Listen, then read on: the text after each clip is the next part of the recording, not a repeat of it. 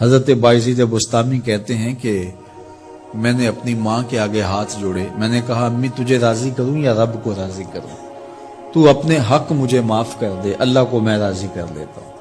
ماں نے کہا جاؤ پتر میں اجازت دیتی ہوں۔ گئے جنگلوں میں ذکر و فکر میں لگے رہے، تنہائی میں اس کو یاد کرتے رہے، دن رات ذکر کے چراغ روشن رکھے۔ 12 سال گزر گئے حق کی تلاش میں۔ ایک دن واپس بستام کے قریب سے گزر رہے تھے، خیال آیا چلتے چلتے ماں کو سلام کر جاؤں۔ دروازے کو دستک دینے لگے تو اس خیال نے ہاتھ روک لیا کہ ساری زندگی ماں کو سکھ تو دیا کوئی نہیں، اب دکھ بھی کیوں دینے لگے ہو؟ رات کا ایک پہر بیت گیا ہے، سردیوں کی لمبی رات ہے، ماں بستر میں لیٹی ہوگی، تیرے لیے اٹھے گی، دروازہ کھولے گی۔ دروازے کے ساتھ ہی لگ کے بیٹھ گئے اور ساری رات کاٹ دی، اس خیال سے کہ ماں کو تکلیف نہ ہو۔ جب سحری کا وقت ہوا تو اندر سے جو نالی آتی تھی اس نالی سے پانی آیا، سمجھ گئے میری ماں تہجد کے لیے اٹھی ہے اور وضو کا پانی ہے، تو فوراً دروازے پہ دستک دی۔ اندر سے آواز آئی بیٹا بایزید میں ابھی آئی۔ مائیں بیٹوں کے دستک کے انداز سے جان لیتی ہیں یہ کس بیٹے کے ہاتھوں کا لمس ہے۔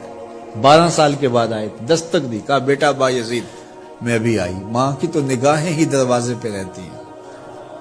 اللہ اکبر۔ کہتے ہیں کہ ماں نے دروازہ کھولا، 12 سال جنگلوں کی خاک چھانتے بیت گئی تھی، پراگندہ صورت، بکھرے ہوئے بال، پھٹے ہوئے کپڑے۔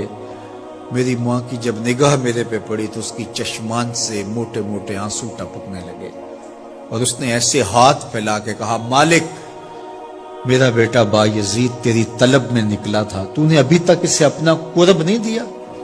حضرت بایزید بستامی کہتے ہیں 12 سال کی ریاستوں سے جو کچھ نہیں ملا تھا ماں کے اٹھے ہوئے ہاتھوں سے مل گیا۔ میں نے کہا مالک میں تجھے کہاں ڈھونڈ رہا ہوں، تو کہاں موجود ہے؟ تو ماں باپ کی رضا اللہ کی رضا کا دروازہ کھولتی ہے۔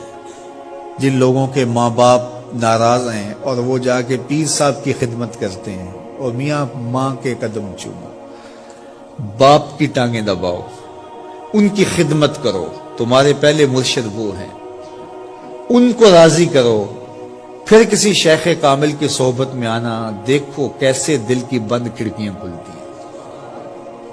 ایک مرشد تو ناراض کر آئے اور دوسرے مرشد سے تمہیں کیا ملے گا؟ تو راستہ یہیں سے کھلے گا۔ والدین کو کبھی ناراض نہ کرو، والدین کو کبھی دکھ نہ دو، والدین کو کبھی تکلیف نہ پہنچاؤ، اور والدین کو بھی چاہیے کہ اپنی اولاد کو اپنا نافرمان نہ بنائے۔